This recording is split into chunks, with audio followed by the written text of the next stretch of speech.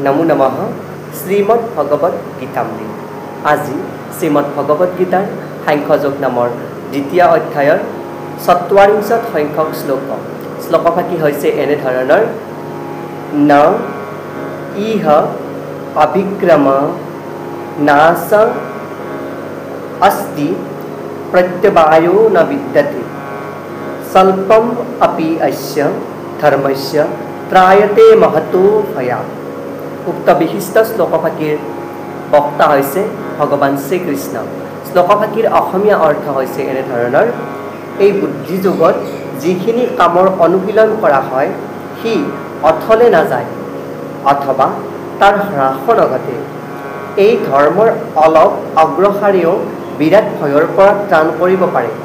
শ্ৰীমদ্ ভগৱত গীতাত বুদ্ধিযোগৰ কথা কোৱা প্ৰসংগক্ৰমে তাৎপৰ্য তেনেধৰণে উল্লেখ কৰিছে যে কৃষ্ণ ভাৱনামৃতৰ কাম আৰু নিজৰ ইন্দ্ৰিয় সুখৰ বাবে কোনো আশা নকৰাকৈ কৃষ্ণৰ লাভত অহাকৈ কৰা কামেই হৈছে কৰ্মৰ আটাইতকৈ ডাঙৰ আধ্যাত্মিক গুণ। অৰ্থাৎ ভগৱান শ্ৰীকৃষ্ণত সমস্ত অৰ্পণ কৰি ভগৱানক আৰাধনা কৰাৰ যি পৰম সুখ, তেওঁত অৰ্পণ কৰা যি শক্তি, সেয়াই হৈছে আধ্যাত্মিক শক্তি বা আধ্যাত্মিক পৰম গুণ।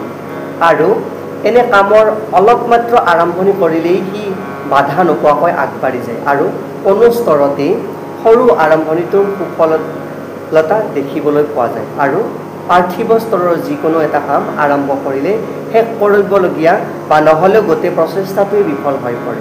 কৃষ্ণ ভাৱনামৃতৰ যি আৰম্ভণি সেয়া স্থায়িত্ব আৰু সুফলদায়ক, কিয়নো কৃষ্ণ ভাৱনাত অৰ্পণ কৰি যিয়েই কোনো কামত আগবাঢ়ি যায় তেওঁৰ সেই কৰ্ম ক্ষুদ্ৰই হওক বা বৃহৎ কৰ্মই হওক সেয়া সুফলদায়ক হয় আৰু কোনো বাধা নোপোৱাকৈ সেই কৰ্ম অগ্ৰসৰ হৈ থাকে।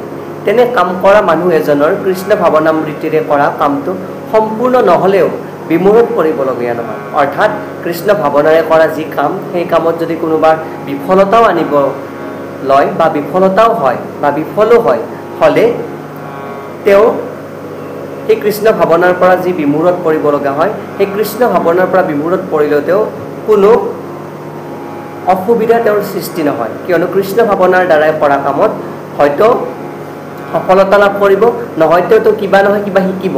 সেই পোৱা প্ৰসংগত এই বিশিষ্ট শ্লোকভাগীৰ অৱতাৰণা কৰিছে।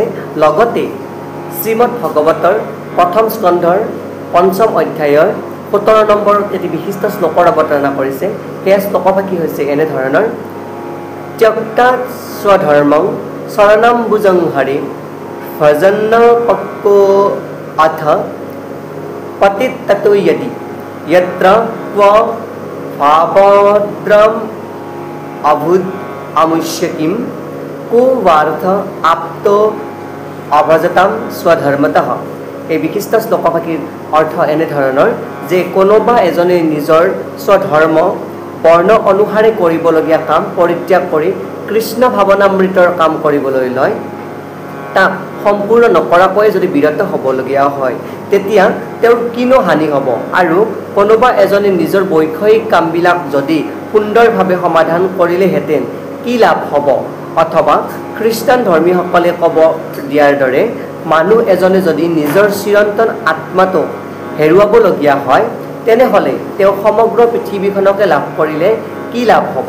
অৰ্থাৎ বৈষয়িক সুখৰ প্ৰসংগত এই বিশিষ্ট শ্লোকভাগীৰ অৱতাৰণা কৰা হৈছে, কিয়নো বৈষয়িক কামবিলাক আৰু সেইবিলাকৰ ফল শৰীৰটোৰ লগে লগে শেষ হৈ যায়, কিন্তু যি কৃষ্ণ ভাৱনামৃত সেয়া শৰীৰটো ত্যাগ কৰাৰ পিছতো আত্মাৰ লগত সেই কৃষ্ণ ভাৱনাৰ যি শক্তি, যি আধ্যাত্মিক প্ৰতিভা স্বৰূপ সেয়া আমাৰ লগত আজীৱন থাকি যায়। যেতিয়ালৈকে এই আত্মাটো থাকিব তেতিয়ালৈকেই থাকি যায়।